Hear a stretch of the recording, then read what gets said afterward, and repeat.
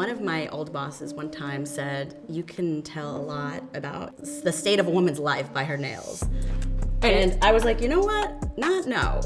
You know? So I feel like when my nails are done, it's one thing that I can assert control over. Yeah. You know? Like in a chaotic world, I'm like, okay, at least I will have that together.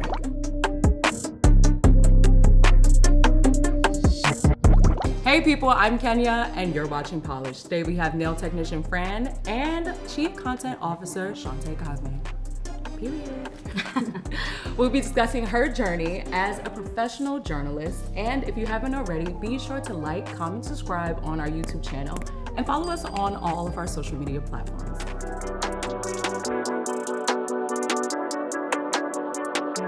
Now, what style are we getting into today? How would you describe it? Like a matte kind of So what we're doing is like a texture. It gives kind of like mountainous vibes. Oh, okay. But it's like sweater weather. Yeah. Even though it's not really sweater weather. Yeah. Okay, cool. When was the last time you got acrylics or like a I gel always on your have nail? acrylics on my Yeah. nails. Are you into like a long nail? I like a little pointy kind of claw situation. Okay, Like slightly okay. dangerous.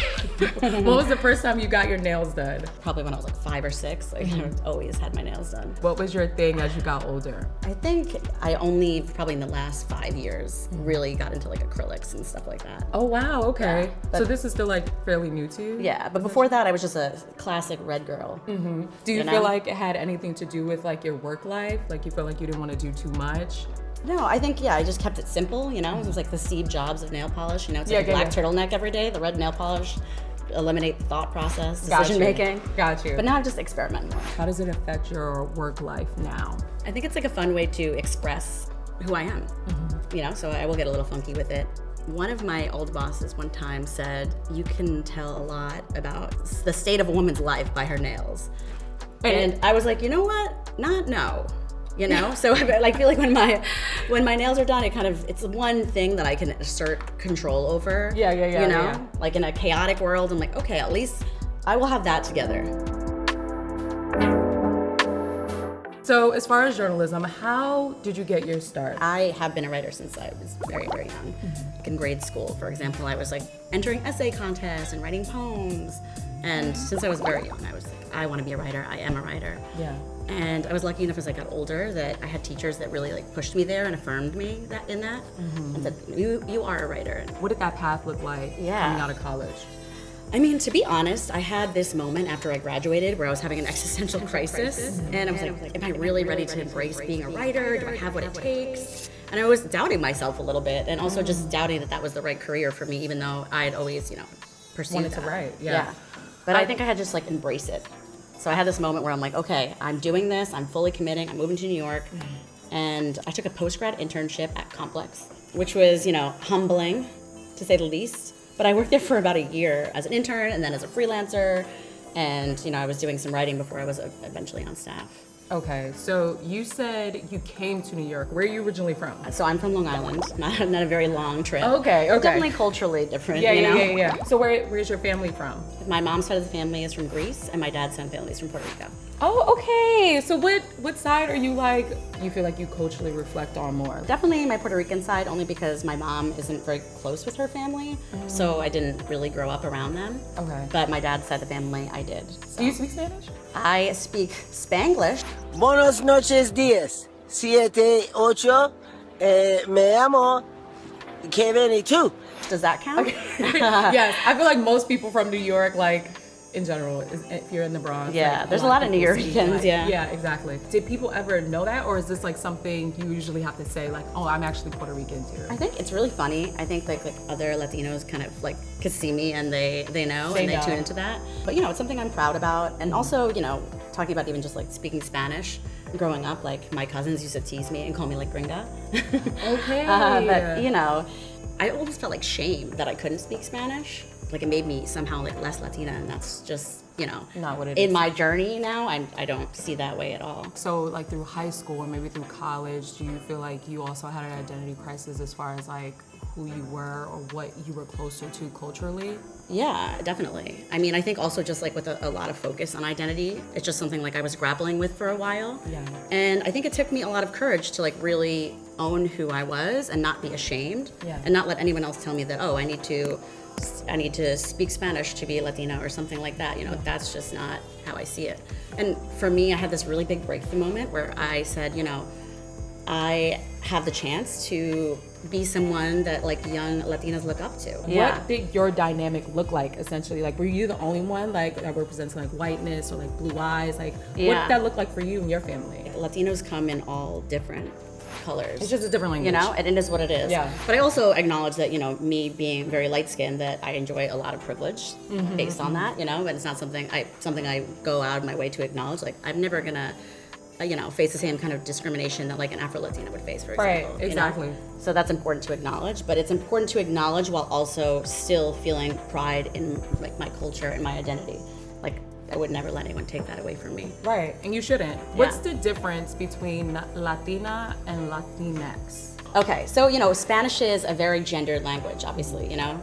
Objects, people, things, everything, you know, changes. Permutations of words change based on gender. Latina obviously just means a Latin woman, Right. but Latinx is a little bit more, it's a non-gendered way to claim, you know, Latin heritage. Okay, got So it. it allows like space for, you know, trans people, for example, or people on the or non-binary. So it's a little bit more inclusive. Can you tell us like step by step, like those titles, like even if it started from intern, you could start from your post-grad. I mean, I started as an intern, right? And then I moved on to an assistant editor. Okay. And then from assistant editor, like someone above me had moved on from their role, and there was like a full-fledged editor role open. Okay. And at the time, like my boss was like, I don't think you're ready for this role. Oh. And I was like, ooh, is that a challenge? don't Right. do that. Yeah. So I just came out swinging, and then I ended up getting that promotion. And then, you know, maybe like a year and a half later, I was just overseeing, you know, a large part of the newsroom as a managing editor. Okay. Like a news director. Yeah. And then obviously at Mike, most recently, I was editor-in-chief. And I like how you say these things so like, oh, editor-in-chief, and da-da-da-da. Like, these are like huge accomplishments. Thank you. Yeah, congratulations. thanks. It was honestly one of the most fulfilling jobs of my Yeah. life, because it really, I got to put everything that is my mission into the work. And I got to hire like all like the most diverse team at the company. Beautiful. And like that's a point of pride for me. So as far as poetry, what is your writing style? I think that I am kind of emo a little bit, you know? It's funny because on the outside you're like, but it's always people like you who be like deep dark shit. Yeah. She's inside, I'm a baby. Yeah, exactly. baby. There's cancer under you. Yes, it literally is. You know it. She's a double cancer. Yeah. And I think I strive for humor and sharpness. Yeah, and I think it's really more about the kinds of stories I want to tell, and I want to be able to take a snapshot of culture and be able to, you know, give you an insight into what it feels like to be alive right now. Do you see yourself like publishing your own book one day? Yes, that's gonna happen. Yeah. That's What would it be I've about? manifested that for myself. I'm still thinking about it, but I do think, you know, some of the stuff I've been talking about with identity and kind of like my journey there, because it is really important to me that mixed people feel seen too, and it's you know, it's really, you know, it's important to me that people just embrace like fully who they are. I feel like you're at the top. Like, you're gonna keep going, of course, but it's just like, how do we get to this place where we are being compensated for our work properly, and you know, people are taking into account, like, you know, I'm valuable as a journalist, and you should pay me my worth. Like, how do you, you know, negotiate that?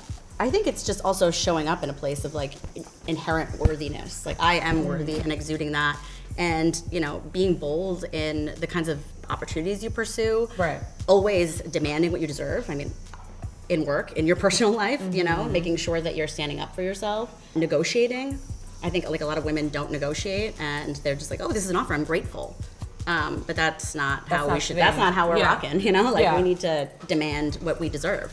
What was that like for you, like figuring out like, okay, this is actually what I'm supposed to be compensated? Like, did you have to like hear something from HR? Were you like, oh, I heard so-and-so was getting paid? Like, what was that moment for you was like, okay, this is how I can go about getting this bag? Yeah, well, I mean, up until recently, you couldn't see like real salary data, right? On LinkedIn and Although stuff. shout out to New York City having that new law where you can see, you know, the salary ranges, which I think is Prior very to like applying for the job. Yeah, and it's stuff. so important. But honestly, before that, you know, I would try to always talk to people who are my peers. And I like to be really transparent about how much money I'm making with my peers. Right. So that, I mean, especially even people that, you know, younger people, so that they know what they can ask for and what they can reach for.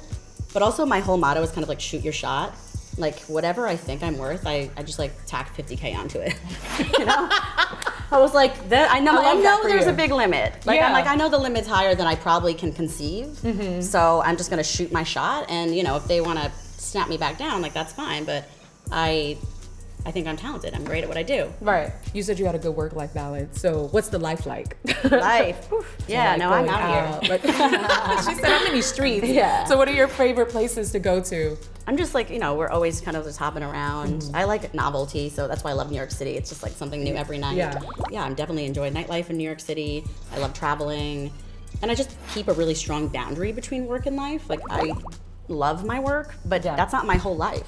I feel like a lot of us, we get so caught up in our work that it's just like, I feel like I'm not being productive enough, or I'm not busy enough, or, you know, there are a lot of things that I have on my plate and I feel like I need to eat up everything before I even think about the next meal. I mean, I think a lot of that comes from like, you know, you being a woman of color and thinking like, okay, I can't rest, like I can't afford to, you know? Like get these things done. But I think it's beautiful when I do see women of color in general, like they're like, oh, I'm taking this vacation, I'm going to Greece, I'm going to Japan. You have to restore yourself, right? Yes. Like if I'm gonna bring my best self to work, I need to be taking care of me. So this one here is for the sisters who are in journalism, who are dealing with writer's block. What do you have to say to those? Like what kind of advice or suggestion you would give to them who are just like, I don't know which way to turn. I'm picking up the pencil, but it's not really hitting when I put it down.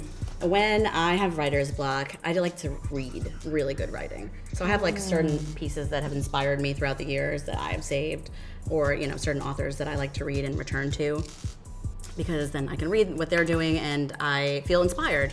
Right. And I'm like, wow, this person knows how to make a sentence. I think also getting out in nature to me is always really inspiring and grounding. That feels real spiritual. Because I think writer's block is sometimes about like fear and anxiety of what if I put something on the page that's not good enough or that I'm unhappy with. Yeah. And yeah, so I think overcoming that, like tuning back into yourself, feeling like finding that confidence to just put it out there and see what happens. That's a good euphemism for life in general. All right, Shante, let us know what you think about these nails. We have red, we have matte, we have like swirls. What do you think? Let us know. Show us the camera. I'm obsessed with them. I love the contrast of the textures, and I love the intricacy of the design. They're really unique. Is this something you've done before, or this is like completely out of your... Not out of my comfort zone, because I do mix it up a lot, but first time doing matte, and I'm kind of like, you know, I'm gonna do this a lot. They look fire. It's a vibe. That red, y'all, is giving bad bitch Can red. I show them a little closer? Yes, please, go. All right, check this out. Boom, boom, boom, These boom, guys. boom, boom, boom, boom, boom, boom, boom. All right, y'all, for more content like this, subscribe to our YouTube channel and let us know what you think in the comment below. Be sure to follow us on Instagram. I'm Kenya, and this is Polished.